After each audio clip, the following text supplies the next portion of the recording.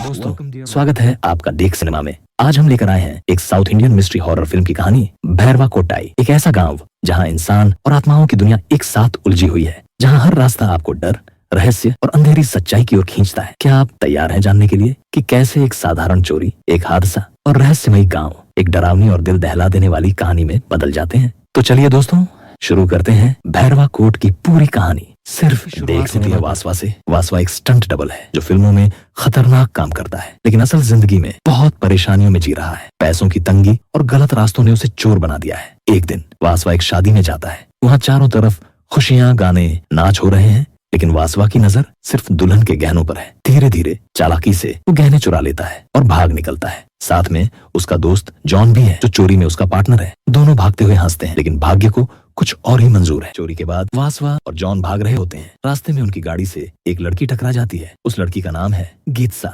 घायल गीतसा को देखकर वासवा का मन पसीज जाता है। वो उसे उठाकर मदद करने का फैसला करता है। अब उनके पास कोई और चारा नहीं था, इसलिए वो पास के गाँव की तरफ बढ़ते हैं। जंगल का रास्ता, पेड़ों के बीच अजीब सरसराहट, रात का सन्नाटा, ये सफर और भी डरावना हो जाता है। आखिरकार वे गांव पहुंचते हैं, लेकिन गांव वैसा नहीं है जैसा आम गांव होता है। गांव के लोग अजीब बर्ताव करते हैं। उनकी आंखों में डर है, लेकिन चेहरे पर मजबूर मुस्कान। वासवा को लगता है जैसे इस गांव में कोई बड़ा राज छुपा है। गांव में उनकी मुलाकात होती है भूमि से। भूमि पहली नजर में मासूम लगती है, लेकिन उसकी आंखों में एक गहरी उदासी है। वह वासवा और जॉन को रहने की जगह दिलाती है। धीरे धीरे गांव का सच खुलने लगता है। गांव के लोग बताते हैं कि यहाँ एक जमींदार था, राजप्पा। वो गांव वालों के लिए भगवान जैसा था, लेकिन उसकी हत्या कर दी गई। गांव वालों की मान्यता है कि राजप्पा की आत्मा अब भी गांव में भटक रही है। डॉक्टर नरप्पा, गांव का वैद्य, वासवा को बताता है कि यह गांव आत्माओं के कब्जे में है।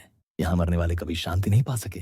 भूमि से जुड़े कई राज भी धीरे धीरे सामने आते हैं। वासवा को लगता है कि भूमि की मासूमियत के पीछे कुछ छुपा हुआ है। अब वासवा को समझ आ गया था कि वो सिर्फ चोरी करके नहीं फंसा, बल्कि मौत और आत्माओं के जाल में गिर। अब आता है मूवी का एक बड़ा ट्विस्ट और क्लाइमैक्स, भूमि का सच। एक रात भूमि अचानक वासवा के सामने आती है और सच बताती है, वासवा तू ही मेरी मौत का कारण है। फ्लैशबैक में दिखाते हैं कि शादी से भागते वक्त गाड़ी से टकराकर भूमि मारी गई थी। वासवा हक्का बक्का रह जाता है। उसे अपनी गलती का एहसास होता है। वो घुटनों पर गिरकर भूमि से माफी मांगता है। अब असली खलनायक सामने आता है, शंकर, जिसने लालच में आकर गांव की जमीन हथिया ली थी और राजपा को मरवा दिया था। गांव की आत्माएं इसीलिए चैन से नहीं सो पाई, क्योंकि उनका न्याय अधूरा था। एब शुरू होता एच एंडिंग फाइट। गांव के मंदिर में आत्माओं का तूफान उठता है। राजप्पा की आत्मा और गांव वालों की आत्माएं शंकर को पकड़ लेती हैं। वासवा और जॉन भी इस जाल में फंस जाते हैं। डॉक्टर नरप्पा कहता है सिर्फ सच और पछतावा ही आत्माओं को शांत कर सकता है। वासवा रोते हुए भूमि से कहता है, मुझे माफ कर दो, मेरी गलती से तुम्हारी जिंदगी चली गई। भूमि की आत्मा नरम पड़ जाती है।